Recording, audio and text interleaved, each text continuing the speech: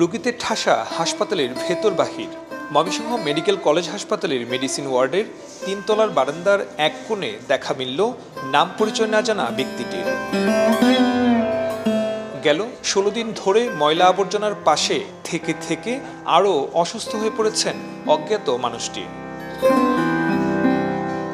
হাসপাতালে সুচিকিৎসা না পাওয়ার খবর শুনে সংবাদ সংগ্রহে গেলে সত্যতা ধরা পড়ে চ্যানেল 24-এর ক্যামেরায়। পচা, দুর্গন্ধ আর মাছিতে ভরা রোগীর চারপাশ। যদিও একদিন আগে থেকে স্থানীয় একজন স্বেচ্ছাসেবী নিজ থেকে অজ্ঞাত রোগীর সেবায় এগিয়ে আসেন। এখানে যে পড়ে আছে আমার মনে হলো না যে এখানে কেউ খোঁজ নিছে। পরে আমি আয়শা নার্সদের সাথে কথা বলছি, নার্সদের কাছে ওনার যে অজ্ঞাত টিকিট আছে ওই টিকিট খুঁজে বের করছি। খুঁজে বের করে দেখি যে উনি আপনার গত ২০ তারিখে অ্যাডমিশন নিচ্ছে। গত ২০ তারিখে তাকে কেউ এখানে ভর্তি করে রেখে গেছে, কিন্তু এখন পর্যন্ত ওনার কোনো খোঁজখবর আমরা পাই না। আমি গতকালকে জানতে পারছি। আমি আজকে আইসা সকালবেলা আইসা রুগী করে খাবার দিছি, ওদের রুগী করে খাবার দিছি, তারপরে এনারেও খাবার দিয়ে গেছি, খাওয়াইছি। মানে ওই সময় আমি অনেক রুগীর কারণে পারি না এই কাজটা করতে। হাসপাতালের ভর্তি রেজিস্টার চেক করে রফিকুল ইসলাম নামের একজনের খোঁজ মেলে, যিনি এই অজ্ঞাত রোগীকে ভর্তি করে রেখে গেছেন। অসুস্থ রোগী কথা বলতে পারে না, শুধু হাতের ইশারায় কি যেন বুঝাতে চায়।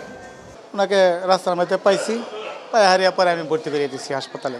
পরে কই চিকিৎসাটা হাসপাতালেই হোক। এই যে লোকটা এখানে পড়ে রয়েছে ওয়ার্ড বরাদ দেখে শুধু জায়গা।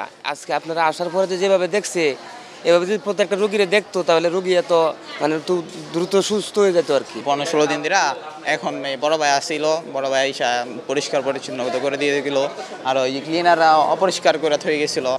হাসপাতালের দায়িত্বরত চিকিৎসক জানালেন, রোগীর স্বজন না থাকায় পরীক্ষা নিরীক্ষার অভাবে সম্ভব হয়নি রোগের কারণ জানা। স্যালাইন সহ স্বাভাবিক চিকিৎসা সেবা দেওয়া হচ্ছে তাকে। যেহেতু উনি অজ্ঞাত রোগী, ওনার পরীক্ষা নিরীক্ষা করাটাও খুব বেশি একটা আমাদের পক্ষে সম্ভব হচ্ছে না।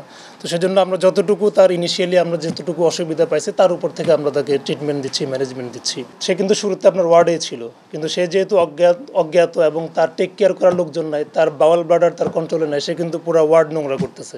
তখন সেক্ষেত্রে আপনার অন্যান্য রোগীর যে আপনার অবজেকশন, সেজন্য তাকে একটা আলাদা একটা আইসোলেটেড জায়গায় আপনার রাখা হয়েছে আর কি। ময়মনসিংহ শহরের চরপাড়া মোড় থেকে অসুস্থ অবস্থায় পড়ে থাকতে দেখে গেল ২০ এপ্রিল হাসপাতালে ভর্তি করে রেখে যান রফিকুল ইসলাম। এরপর থেকে স্বজন ছাড়া অযত্ন অবহেলায় পড়ে আছে এই রোগী। সুলতান মাহমুদ কনিক, চ্যানেল 24, ময়মনসিংহ।